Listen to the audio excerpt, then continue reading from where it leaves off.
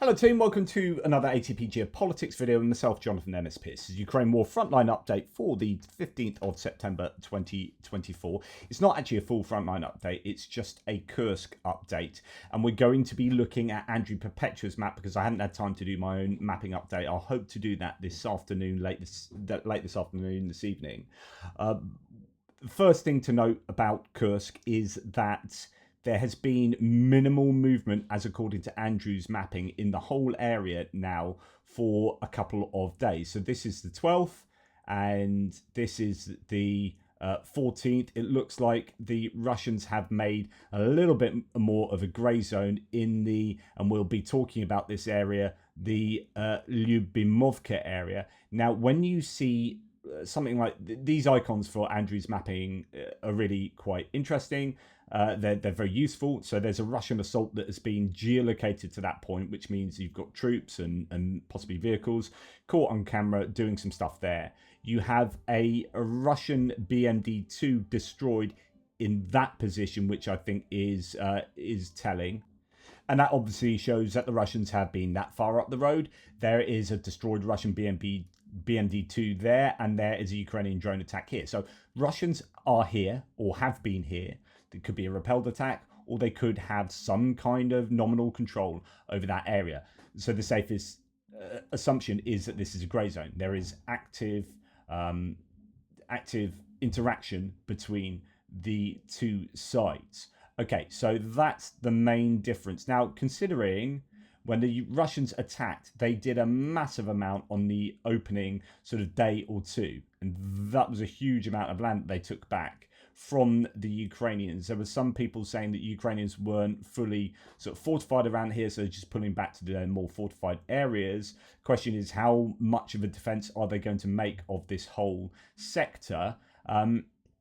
There is obviously activity. Well, not obviously. There is activity taking place over here, potentially up here. Lots of places that have since broken out in fighting as the Ukrainians possibly try to distract the Russians as they made these inroads into the west by making them think twice about their rear and flanking maneuvers. You've got the same river that comes along here. This whole kind of rectangle, if you like, has the river coming up here, which has had its permanent bridges destroyed and pontoon bridges also taken out regularly.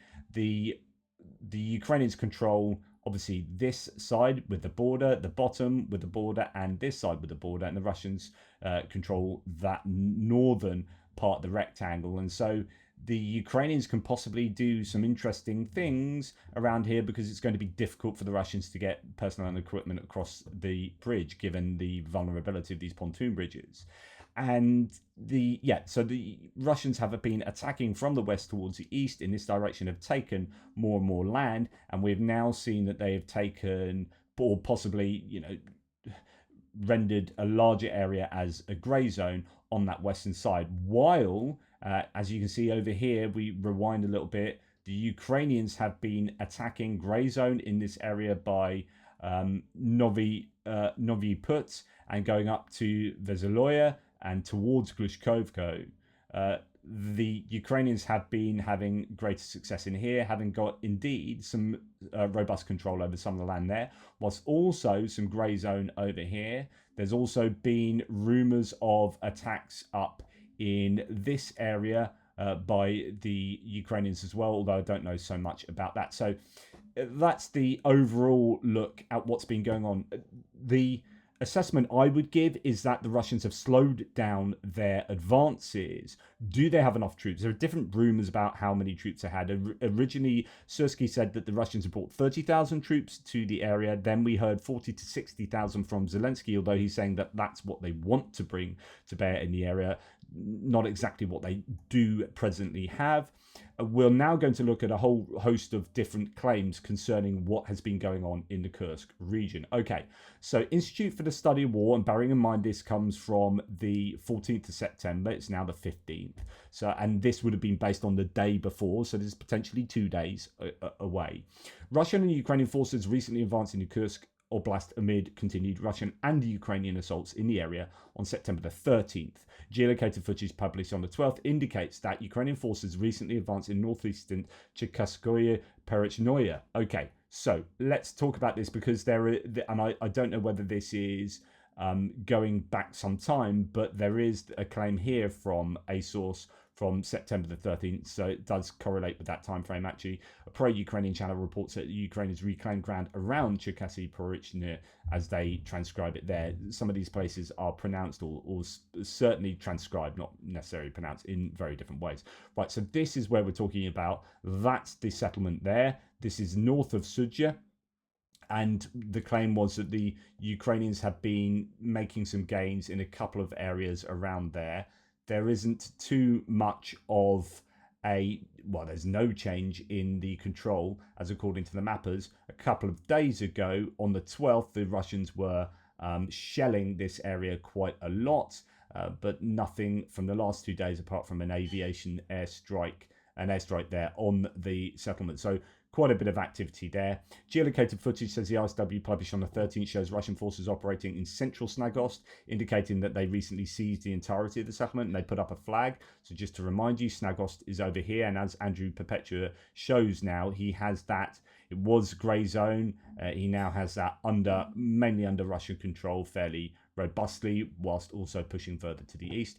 ISW says Russian sources claim that Russian forces seized Pokrovsky and Obukovka, both southeast of Koronova and Snagost, although the ISW has not observed confirmation of that. So we are talking about Obukovka there and Pokrovsky there. So this is where we are seeing the fighting actually at the moment. Russian mill bloggers claim that Russian forces advance in southern Ruskaya Konopelka, east of Sudzha and west of Lyubimovka, southeast of Koronova. So we'll go and look at this Ruskaya Konopelka. We'll have to see if I can find that. Not exactly sure where that is, but I'll look for that in a wee while. We'll go back to the ISW. Russian sources claim that Ukrainian forces continue offensive operations near Obukovka, so just where we've seen, and near Olgovka, and also southeast of Sudzha near Borky. Okay, so a number of places being mentioned here. Borky is over in this direction, and that's Borky. As you can see, the Russians trying to hammer it with drone shelling and assaults. So that is where there is quite a bit of activity taking place. But you can imagine, there's Ruskaya Konopelka. So it's actually on the eastern side there. So there's activity around there. Andrew still has the Ukrainians pushing, as you can see these blue arrows, pushing on the eastern flank while the Russians are pushing on the western flank.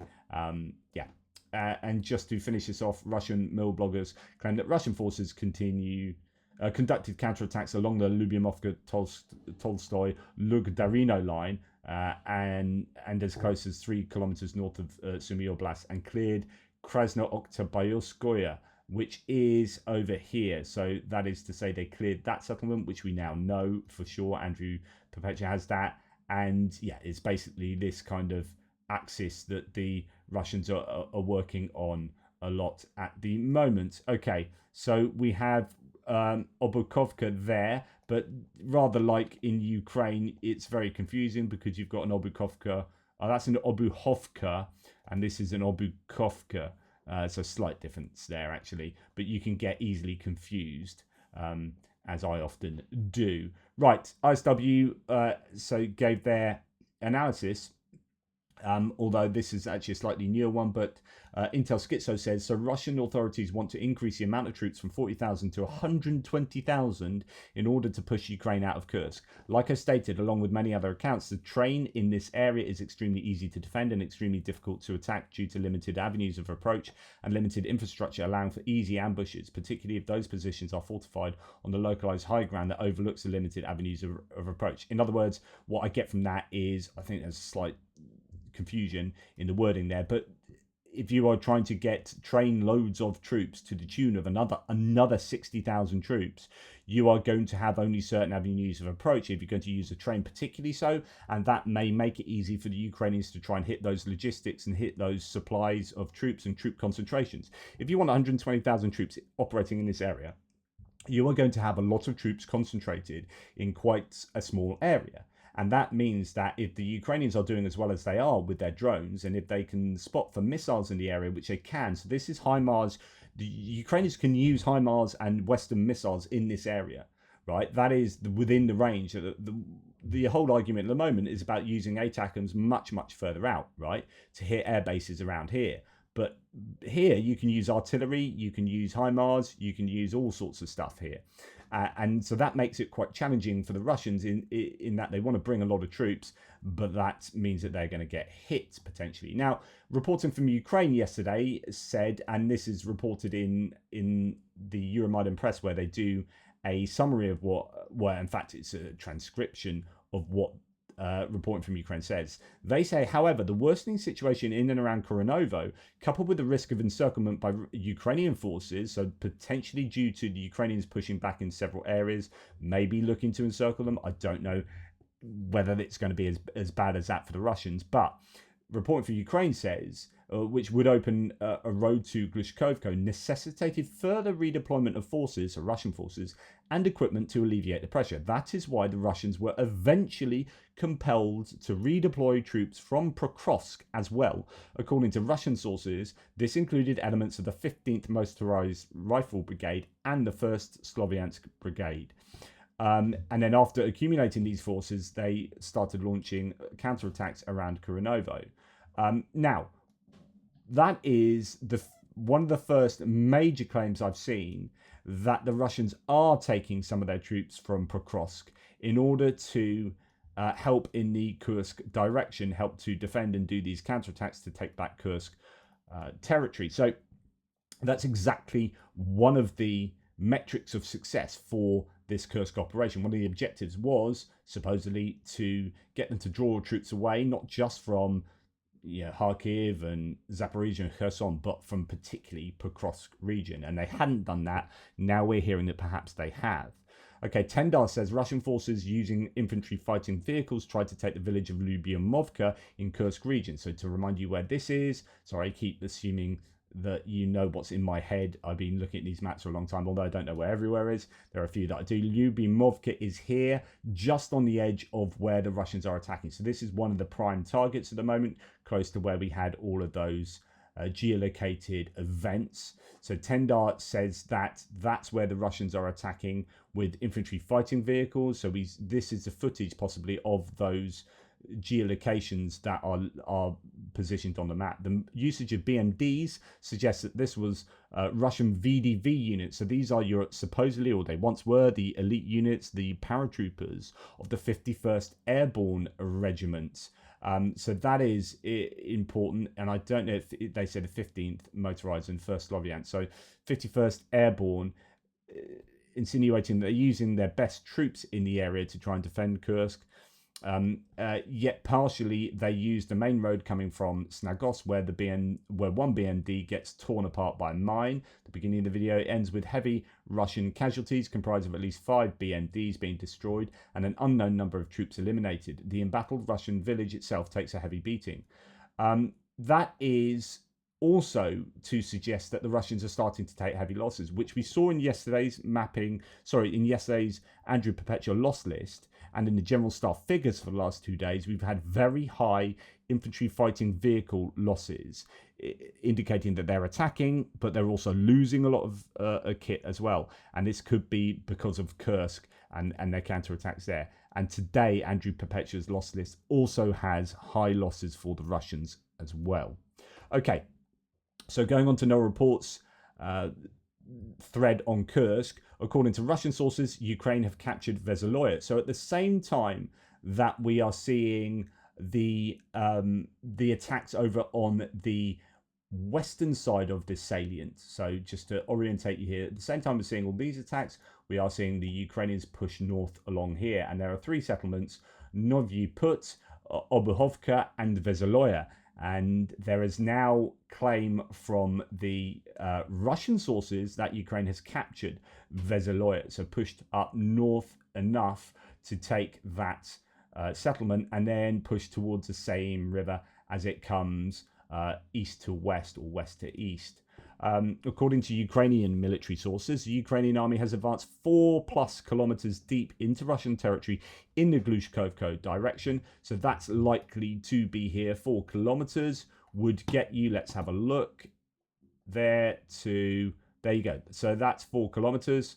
That would give you, if you've got 4 kilometers, control of most of Veseloya, which is exactly what was being stated here. So that's good news for the Ukrainians potentially there. Now, Malcontent News reports an update of the Kursk region that multiple Russian sources claim fighting is now ongoing in the area of Medvezhe on the 3rd day in a row. Some Russian sources have even mapped it. So just to let you know that you've got this area where the Ukrainians are fighting across the border, but also Medvezhe, which is there. So another area of Ukrainian attack, which is much closer to the rear of the Russian forces there. So Malcontent News continues. We've added a small Ukrainian advance over the border, but not to Medvezhe. Our confidence level is high due to the Russian language. We're holding the line, but it's difficult, and the enemy is pulling up reserves in Russian code for "we lost our positions." So they have some mapping of the area there, saying that the Ukrainians have control up to Veseloya, which is what we've seen indicated, and over here too. Okay, so the language, they say, gives an indication that actually the Russians have lost positions there. A couple of Russian sources are making wild claims about Ukrainian advances as far as Glushkovko workers' camp, not Glushkovko. The village with the same name is to the southeast. So we've got Glushkovko up here, but there could be another village that I don't know where they're talking about there. Glushkovko workers. It might be that area. I don't know what it looks like in Cyrillic, but yeah, there could be another area that the Russians have been pushed back from. NASA firms is not proof, but there are a lot of heat signatures east of Veseloya and as far north as Sukhinovka, and I showed you some firms data previously. So yeah, I'm not quite sure where that is. Anyway, we'll carry on. NASA firms still showing a lot of hotspots in Obukovka and west of Lyubimovka, also not proof, but we need to acknowledge the big picture, which is to say that there are some signs of very big heat around here. Basically, firms data showing some things on fire in that area. Then they go on to say there was a lot of grey area on the map due to the uncertainty of how deep Ukraine has advanced, but you don't have to search long and hard to find Russian mill bloggers starting to doom. So there is some doom posting from Russians. There's a drone strike in Sheptukovka. We found 2 more in the same video. We've been saying for almost 2 weeks something is brewing here, and the activity is increasing. So I need to find out where Sheptukovka is.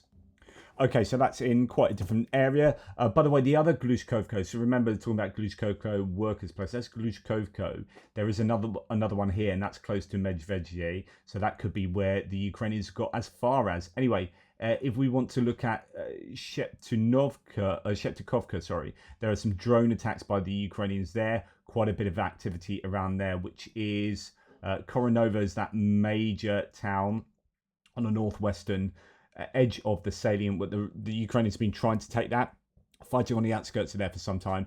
Could be fighting up here as well. Malcontent News says that there's something brewing there. Activity is increasing. The geolocated video showing Russian VDV getting wrecked west of Lyubimovka brought clarity to the line of conflict east of Snagost. Finally, we know our map is more controversial south and southwest of Snagost.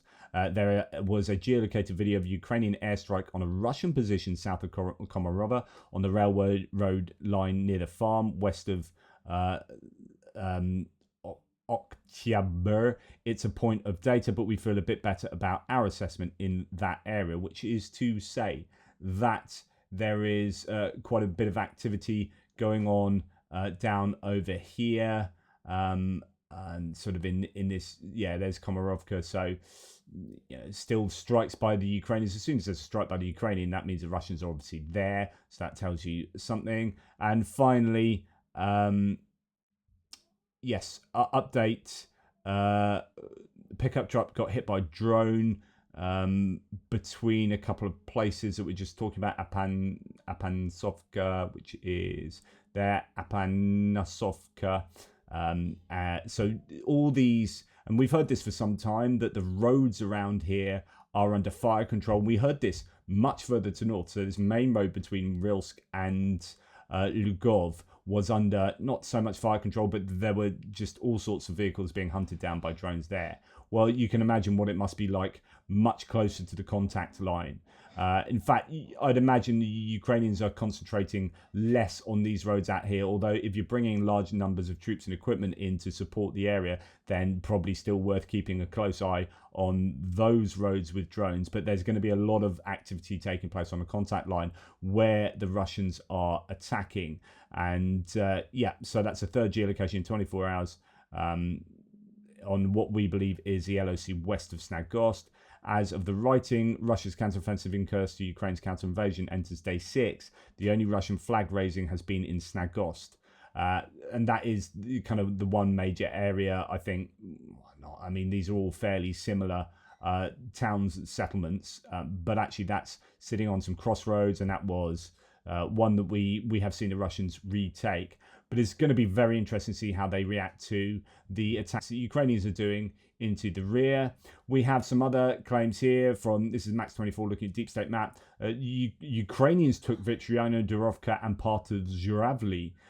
So that is coming up here around, there's Zhuravli, Durovka and Vytriano. So the claim is that the Ukrainians have taken those. I mean, 2 of those are under Ukrainian control as per Andrew Perpetua anyway, and that's been the case for some time. In fact, the Ukrainians have been pushed back in this area, but the idea is that, well, the implication is for me that the Ukrainians are doing some counter-attacking around here and could be regaining some, but that's just one source. That's just Deep State map being reiterated by others. Lots of video is coming out of the area, which suggests that the Ukrainians are hitting Russian attacks. So there was quite a lot of operational security when the Ukrainians were on the attack, so you wouldn't see as much footage coming out from the Ukrainians. But now that they are soaking up the pressure from the Russians, we're starting to see more video footage coming out of Russian equipment being destroyed. Euromaidan Press here says that Ukrainian airborne troops report defeating a convoy of 14 armoured vehicles of the Russian airborne troops that were on their way to storm Ukrainian positions in Kursk Oblast.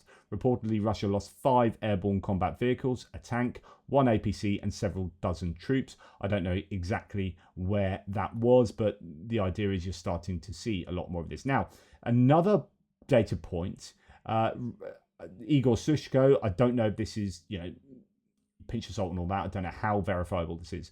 But there was a swapping of 49 troops and then 103 troops. So 2 days in a row we had prisoner of war exchanges. The second one, the Ukrainians gave back those that they had captured in Kursk.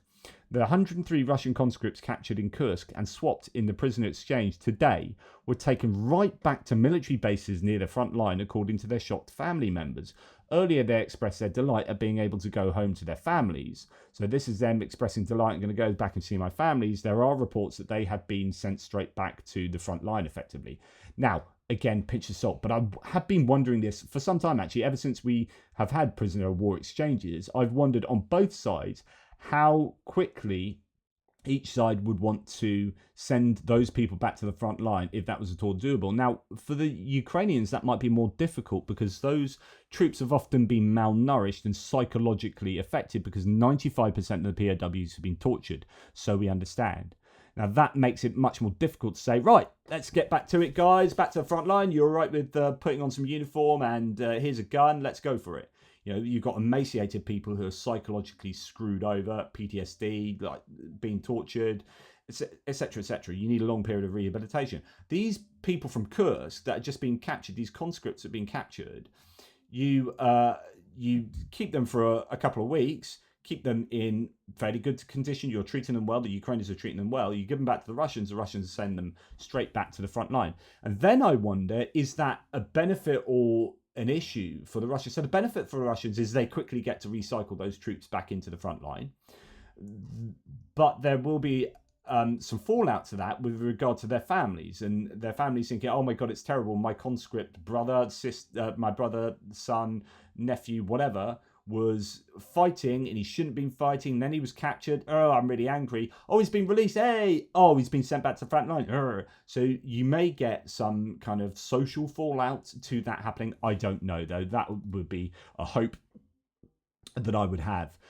Anyway, that's all I'm going to say today. There is just quite a lot going on, and yet, there's a lot of murkiness as to exactly what's happening.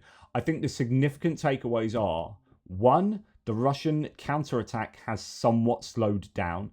It hasn't, you had that really quick advance over a couple of days, and then subsequently it's been a lot more difficult for the Russians to make those gains. They've been much smaller, and they are coming at a great expense, and that's verifiable evidence that justifies that it's coming at a greater expense. And at the same time, the Ukrainians are pushing in a number of places, and the Russians are worrying about that, and we are seeing more and more evidence to suggest that they are somewhat worried about this. There's stuff from War Translated that you get these Russian sources are somewhat dooming and saying that, yeah, the Ukrainians are pushing further on. We are under a lot of pressure, etc., etc. So you could interpret it that it's going slightly better for the Ukrainians at the moment than when the Russians first started counterattacking, which is what we'd expect. The Russians are going to mount a massive counterattack. They are going to take back land. They will be outnumbering the Ukrainians. The question is going to be, in order to take... So some analysts have said the Russians aren't going to take this land back all in a hurry. This is going to be a much bigger operation for the Russians than people might imagine, and that will require more troops. Hence the talk about 120,000 troops rather than 60,000 troops. And of course, if that's the case, they got to come from somewhere. And if we are starting to hear rumors that they are genuinely coming from Kursk, that is really good news. I would like to know how verified that claim is, but we've certainly seen an effect on other parts of the front line. And one example is a claim that in Vovchansk, much of eastern Vovchansk has come back under Ukrainian control. Now, there's no change to the mapping here, so take these claims with a pinch of salt. But there is one mapper that has that claim. We will see. That could well indicate that the Ukrainians are having some success due to the Russians being pulled out from the area. This is one area that the Russians have been pulled out. And in the Slierbeke, north of Lipsy, there are also claims. This blue arrow coincides with some other sources I've had suggesting that the Ukrainians are having some success there too. So we'll have to wait and see. Lots and lots, I think, still to come out of this Kursk counter-offensive and counter-offensive.